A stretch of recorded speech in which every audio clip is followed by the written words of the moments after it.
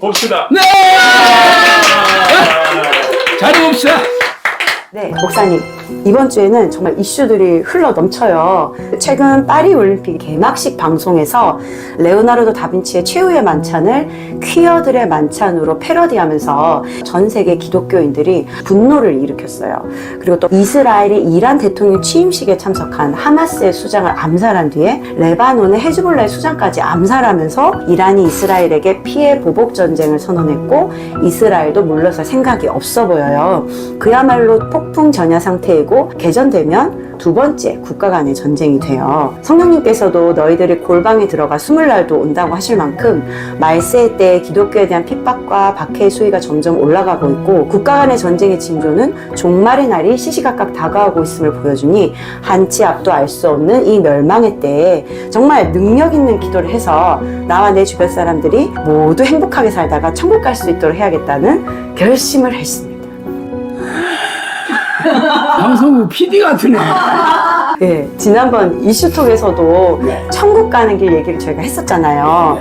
정말 지금이 성령의 시대이고 성령님이 내 마음속에 찾아오셔서 내 안에 천국이 이루어져야 진짜 천국을 가는 것이고 그 사람이 바로 성령의 사람이고 성령의 능력으로 진짜 전도인 영혼구원 사역을 저희가 할 수 있는데 그래서 오늘 목사님께 어떻게 하면 바람 같은 성령의 사람이 될 수 있는지 엑기스만 뽑아서 저희들에게 가르쳐 주세요.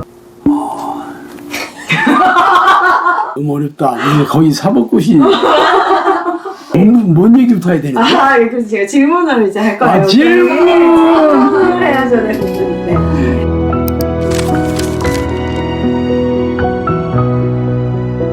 네, 목사님, 사실 그동안 교회에선 영접 기도만 하면 성령님이 내 안에 들어오셔서 내가 성령의 사람이 된다. 그래서 지금 당신 안에 살고 계신다.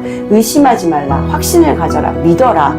이렇게 예수님을 주라고 시인하지 않았느냐 하고 말씀하시거든요. 진짜 이렇게만 하면 성령님이 오신 거 맞나요? 사실 오랫동안 교회에서 그렇게 가르쳤죠. 영접하는 자, 그 이름을 믿는 자들에게 하나님의 자녀가 되는 권세를 주셨다는 말씀을 근거로 영접 기도를 하는 거죠. 영접이 들어갔잖아. 영접이라는 말은 헬라어로 받아들이다는 뜻입니다. 헬라본이라는 말인데. 그냥 예수님을 나의 그리스도이자 하나님이자 나의 왕으로 받아들이는 게 영접이에요. 그러면 영접하는 자라는 것은 이 예수님을 평생 전 인격적으로 하나님이자 왕으로 모시고 사는 걸 말하는 거지. 영접 기도를 하면서 물론 그렇게 살 것을 결심은 할 수 있겠지만 결심 한번 한 걸로 영접하면서 사는 거와 동일시는 할 수 없잖아요. 그런데 지금 현대교회는 영접 기도를 하면 지금 말씀한 내용을 근거로 성령님이 들어오신다. 그리고 안에 계신다. 그것을 믿어라. 의심하면 안 된다. 이렇게 얘기하고 있습니다. 그러나 그게 사실이라면 성령님이 누구세요? 전능하신 하나님이잖아요. 하나님이 내 안에 들어오시면 내가 모를 리가 있을까? 제가 늘 말씀드린 대로 감기에만 걸려도 감기 바이러스가 내 안에 들어와도 당연히 알게 되죠. 열도 나고 기침도 하고 콧물도 나고 그러잖아요. 근데 어떻게 전지전능한 하나님이 내 안에 계신데 내가 알 수가 없을까? 이 말은 사실 거짓말이죠. 왜냐하면 하나님이 동행했던 성경의 위인들이 전부 놀라운 경이로운 하나님의 능력을 드러내면서 세상 사람들이 다 놀랬잖아. 그래서 사역을 하지 않았나요? 성경의 위인들한테는 경이로운 하나님의 능력을 드러냈는데 왜 현대교회에는 성령님께서 조용하고 계실까? 뭐 나이가 많이 드셔가지고 이제 노쇠해서 힘이 없어서 그러셨나? 그것은 현대교회에서 잘못 가르치고 있는 거죠. 성령님께서 이게 들어오신다는 것은 영접기도에서 들어오시지 않습니다. 성경의 위인들을 보세요. 그렇게 쉽게 들어오신 분이 어디 있어요? 그래서 현대교회에서는 이미 그렇게 가르쳐 놓고 나니까 많은 사람들이 성령님이 내 안에 계신데 난 잘 모르겠네요. 근데 나는 왜 삶이 이렇죠? 나는 왜 이렇게 사는 게 고단해요? 그러면 성령님이 활동을 안 해서 그러시는 거야. 안에 계시는데 주무시고 계시는 거야. 활동을 안 했기 때문에 성령님을 깨워야 돼. 성령 충만을 해야 돼. 어떻게 하면 돼요? 그러니까 집회에 가서 뭐 찬송 열심히 부르고 뜨겁게 기도하면 된다. 문제는 그 성령님께서 깨어나셨다고 하더라도 그 집회에 있는 동안만 뜨겁지 집회가 끝나면 또 이렇게 냉랭해지는 거죠. 이것은 처음에 거짓말을 하다 보니까 계속 거짓말을 반복할 수밖에 없는 거죠. 처음부터 그런 식으로 성령이 들어오시지도 않고 성령이 들어오셨다면 성령의 증거와 변화나 능력이나 열매로 증명해야 되는 거죠. 그렇지 않은 거는 전부 가짜입니다. 그러니까 속고 있는 거죠. 참 안타까운 일이 아닐 수 없습니다. 우리가 믿고 있는 하나님이 전지전능하신 분이며 과거나 현재나 살아계셔서 동일하게 역사하는 분이라는 것을 믿고 계신가요? 고질병과 불치병을 고치고 죽은 자가 살아나는 일은 성경에만 나오는 일이고 하나님을 믿는 현대 교회에서는 기적이 일어나는 일이 거의 없다는 차가운 현실을 깨닫고 질병을 기도로 고치는 일은 교회 안팎의 창궐한 가짜 치유 사역자들이나 하는 일이라고 치부하고 계시지는 않은가요? 저는 하나님을 부르는 기도를 하고 나서 2000번이 넘는 기적을 체험하였으며 기도로 고질병과 불치병을 고치고 장애가 회복되는 사역, 예수님과 제자들이 한 사역을 따라서 하고 있어요. 크리스천 영성학교에서 기도 훈련을 받은 사람들에게 일어난 기적의 실화, 이렇게 놀라운 하나님의 역사가 현대를 살아가는 우리에게도 동일하게 일어난다는 것을 알리고 싶어 이 책을 쓰게 되었어요. 기도로 고질병과 불치병이 치유된 113인의 체험담입니다. 그럼 목사님 그 십자가 우편 강도 같은 경우에는 십자가상에서 영접을 해서 낙원에 있으리라고 예수님께서 하셨는데 그걸 어떻게 설명해야 될까요? 십자가 우편 강도가 우편물 강도.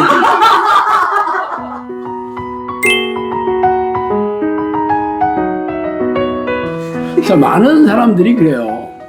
천국이 그렇게 좁은 문이라면 십자가의 예수님 우편의 강도는 너무 손쉽게 구원을 얻었지 않냐. 그럼 이걸 어떻게 설명해야 되냐.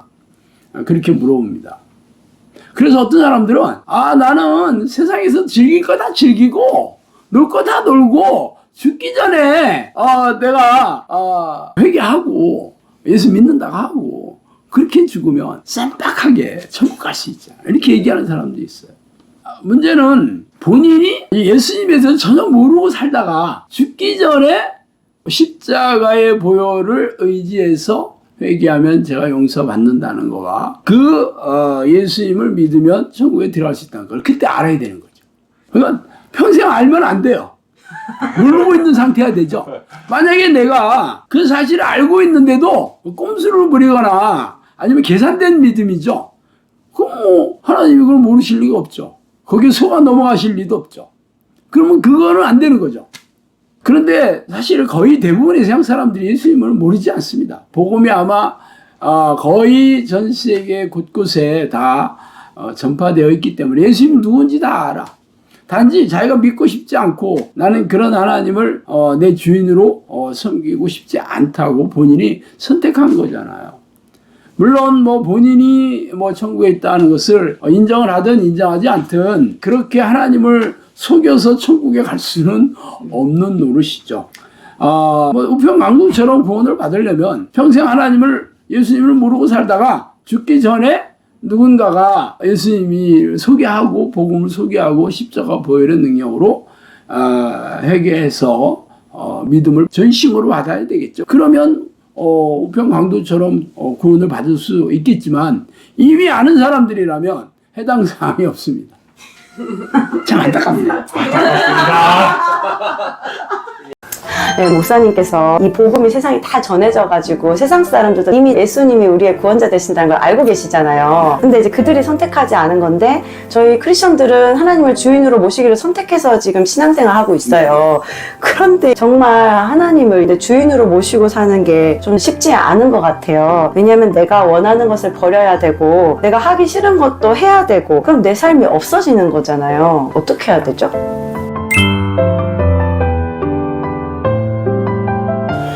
그거는 말 그대로 선택해야 되는 거죠. 내 삶이라는 건 사실 없는 거죠. 우리가 하나님을 주인으로 모시고 산다는 거는 내가 종이 된다는 걸 노예죠, 노예. 나는 주인의 명령에 절대 복종해서 사는 것을 선택 하는 사람이 하나님을 나의 주인으로 선택한 사람입니다. 그렇지만 말로는 내가 하나님을 주인으로 모시고 살겠다고 하지만 실제적으로는 적당히 섞어서 내가 하고 싶은 것만 그렇게 하고 싶지 않은 건 안 하는 것은 그것은 하나님을 주인으로 모시고 사는 게 아닙니다. 그렇지만 현대교회는 어떻게 이렇게 사냐? 성경에 보니까 하나님의 뜻이 사람이 할 수 없는 얘기들이 너무 많다. 그러니까 이렇게 못 산다고 해서 다 지옥 가는 게 아니다. 예수님이 우리를 대신 십자가에 돌아가셔서 우리를 천국에 보내려고 교회를 부르지 않았냐. 이 많은 사람들이 그렇게 살지 못한다고 해서 지옥에 간다면 이거는 예수님이 십자가에 돌아가실 이유도 없고 그리고 우리를 교회로 부르실 일도 없지. 그러니까 너무 그런 거에 대해서 고민하지 마라. 걱정하지 마라. 그렇게 가르칩니다. 사실 성경을 읽어보면 하나님의 뜻대로 사는 것은 불가능해 보인 건 사실이에요. 그렇다면 하나님께서 불가능한 것을 우리에게 요구하셨겠냐는 거죠. 그러니까 도저히 할 수 없는 것을 해야지 천국에 갈 수 있다라고 하신다면 하나님은 어떻게 보면 악한 하나님이죠. 우리가 할 수 없는 것을 요구하시고 못하면 지옥이야 라고. 예를 들어서 초등학생에게 미적분을 풀어야지 너희들은 졸업할 수 있다 그런다면 어떤 초등학생들이 미적분을 풀 수 있겠어요? 그거하고 똑같은 이치 아니겠어요? 그런데 사람들은 자기 생각으로 이건 내가 못할 것 같아. 이거는 어떻게 하겠어? 인본적인 생각으로 하나님의 명령을 불순종하는 거죠. 거부하는 거죠. 거절하는 거예요. 그러다 보니까 결국은 자기가 하고 싶은 것만 교회 다니면서 하고 싶지 않거나 할 수 없다고 생각하는 것은 순종하지 않죠. 명백하게 불순종입니다. 이 죄라는 것을 또 다른 말로 불순종이라면 하나님의 뜻에 불순종하는 것이 죄거든요. 죄인들은 당연히 천국 못 가는 거죠. 회개해야 가는 거죠. 물론 죄를 졌다 하더라도 회개만 하면 예수님이 십자가 보혈의 공로로 인해서 용서함을 받아서 천국에 갈 수 있습니다. 그럼 회개를 해야 되는 거죠. 그렇지만 기도하지 않는 사람들이 당연히 회개하겠어요. 죄가 뭔지도 잘 깨닫지도 못하는데. 그렇기 때문에 결국은 천국에 들어갈 수 없다는 거거든요. 그렇다면 어떻게 해야 되냐고요? 많은 사람들이 그래요. 천국에 가는 사람들이 어떤 사람들이 가냐면 성령 안에 있는 사람들이 가는 거예요. 성경에 보면 주 안에 있는 사람, 성령 안에 있는 사람, 예수 그리스도 안에 있는 사람, 하나님 안에 있는 사람들을 성도라고 합니다. 그냥 교회 다니는 사람들을 성도라고 한 적이 없어요. 그러면 성령이 내 안에 들어오셔야 되는 거잖아요. 로마서 8장에 보면 예수 안에 있는 생명의 성령의 법이 죄와 사망의 법에서 해방했다. 그러면 예수님도 너가 내 안에 내가 너 안에 있다면 무엇이든지 구해라. 그럼 다 이룰 것이다. 이렇게 얘기하잖아요.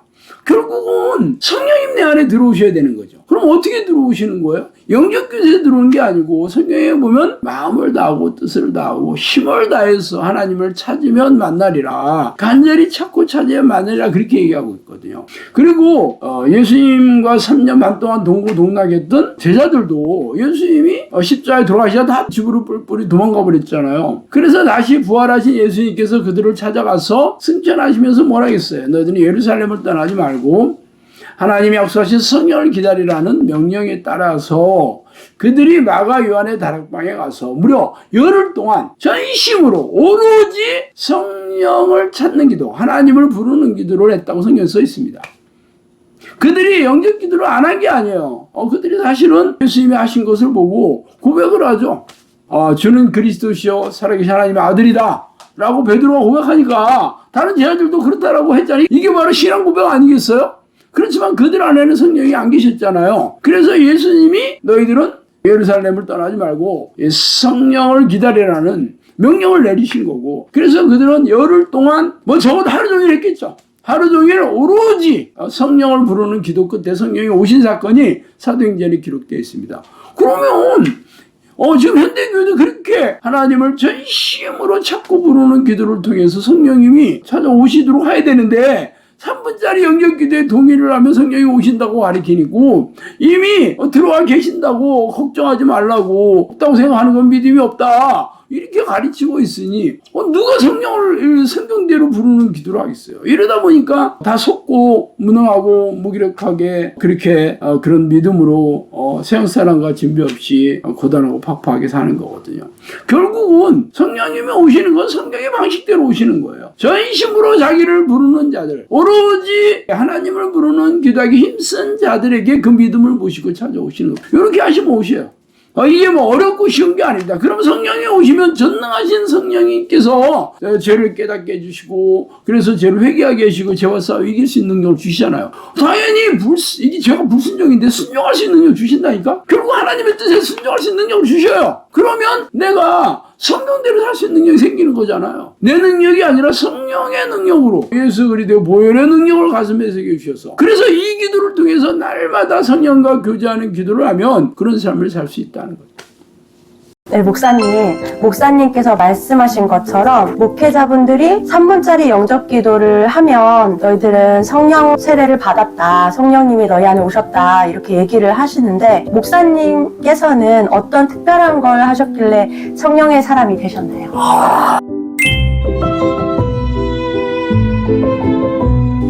저도 평신도 20년 동안에 그렇게 들었어요. 성령이 안에 들어오셨다. 믿어라. 의심하면 안 된다. 그런데 그렇게 믿고 신앙생활을 했는데, 제가 30대 초반에 사업에 실패해서 쫄딱 망하고 10년을 무지막지하게 떠내려왔습니다. 당연히 내 영혼은 황폐해졌고 내 삶은 피폐해졌죠. 만약에 성령이 내 안에 계시다면 어떻게 내가 이렇게 살 수 있을까를 의심하지 않을 수가 없었어요. 그래서 내린 결론이 내 안에 성령이 안 계시는구나 라는 것을 인정하지 않을 수가 없었어요. 그러면 어떻게 성령님이 들어오시는 거지? 라는 걸 고민을 하게 됐죠. 당연히 교회에서는 3번짜리 영접기도 하면 오신다고 했으니까 또 그 얘기를 할 건 아니에요. 그러니까 교회에서 얘기하는 것을 더 이상 내가 리바이벌 할 수가 없잖아요. 결국은 성경을 내가 뒤지기 시작했어요. 성경에 이 해답이 알려줄 구절이 있을 것이다. 아니나 다를까 성경에는 여러 군데에서 이 말씀을 하시더라고요. 제가 찾아낸 구절이 신명기 4장 29절. 네 마음을 다하고 뜻을 다하고 네 힘을 다해서 나를 찾고 찾으면 만나리라. 에레미야 29장 14절. 네가 간절히 찾으면 나를 만나리라. 결국 똑같은 얘기였어요. 결국 하나님을 만나는 성령이 찾아오시는 비결은 영접기도에 동의하는 게 아니고 내가 마음을 쏟아부으면서 오실 때까지 하나님을 찾는 거였어요. 그러니까 그런 기도를 시작하게 됐죠. 매일마다 하나님의 이름을 부르고, 하나님 내게 와주세요. 하나님 내게 와주세요. 나는 당신이 필요해요. 하나님 내 왕이 돼주세요. 하나님 나의 주님, 나의 왕이십니다 하면서 계속 하나님 부르는 기도를 했어요. 그런데 아무 일도 없었어요. 그거를 1년, 2년, 3년, 4년, 5년 오랫동안 했죠. 그렇지만 아무 일도 없었다가 8년이 넘어가면서 제가 결심을 하게 됐어요. 아니 성령이 오시게 되면 성경의 위인들처럼 이런 놀라운 그런 사람이 된다는데 내가 이렇게 몇 년을 기도를 했는데 난 아무 일도 생기지 않는다. 그러면 성경이 잘못된 건가? 성경이 거짓말인가?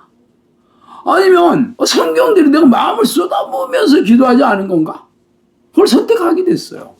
당연히 성경이 거짓말이 아니라면 내가 마음을 쏟아서 기도하지 않은 거라는 결론을 내리게 됐고, 그래서 내가 매일 아침 제가 결심을 했습니다. 전심으로 쉬지 않고 한번 하나님을 불러보자.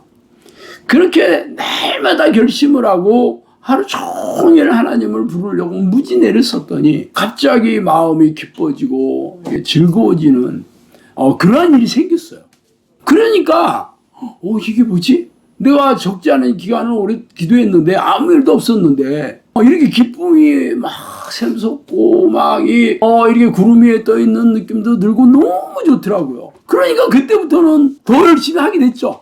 예를 들어서 뽕을 한번 맞은 사람들은 그 맛을 못 이니까 계속 뽕을 맞으려고 막 하는 거잖아요. 그거하고 똑같아요. 그래서 막 더 기를 쓰고 기도하게 됐고, 그러니까 그런 시간들이 계속 늘어나고 자주 오더라고요. 그러다가 이제 1년 좀 넘었나? 그 다음에는 성령님이 직접 찾아와서 얘기를 하기 시작했어요. 그렇게 3년 동안 얘기를 하시면서 제 사역에 대해서 얘기하셨고, 저에게 사도행전에 나오는 이런 사도들과 제자들처럼 귀신을 쫓아내고 병을 고치고 삶의 문제를 해결하는 능력을 다 줬다 하면서 앞으로 네가 이런 사역을 하게 될 것이다. 내가 양들을 보내주고 기도훈련 장소도 마련해주고 모든 필요도 다 채워주고 그래서 이 사역을 하게 될 것이다 라는 말씀과 함께 3년 동안 귀신을 쫓아내고 병을 고치는 훈련을 시키고, 그런데 10년 전에 전혀 모르는 사람한테 연락이 와서 기도훈련 장소를 제공해 주겠다 라는 연락이 와서 벌써 이 사역의 시간이 10년이 됐습니다. 지금까지 수천 명의 사람들이 저를 찾아왔고 수백 명의 사람들에게서 귀신을 쫓아내고 병을 고치면서 기도훈련 사역을 하게 된 거예요. 결국은 저도 교회에서 얘기한 대로 영접기도로 성령이 들어오신 게 아니고 성경에 있는 그대로 간절히 하나님을 부르고 성령님의 내주를 간구하는 기도 끝에 찾아왔던 거거든요. 그래서 이제 저를 찾아온 사람들한테 제가 어떻게 기도했는지를 그대로 알려주고 훈련시키면서 성령이 내주하는 기도 훈련을 하고 있고, 저를 찾아온 사람들이 이제 저와 똑같은 기도를 해서 이제는 그들도 귀신을 쫓아내고 병을 고치고 또 삶의 문제도 해결되고 행복하게 사는 이들이 마구마구 늘어나게 됐던 거예요. 그러니까 결국은 성경에 있는 그대로 기도해야 성령이 찾아오신다는 것을 증명하면서 이 사역을 하게 됐습니다.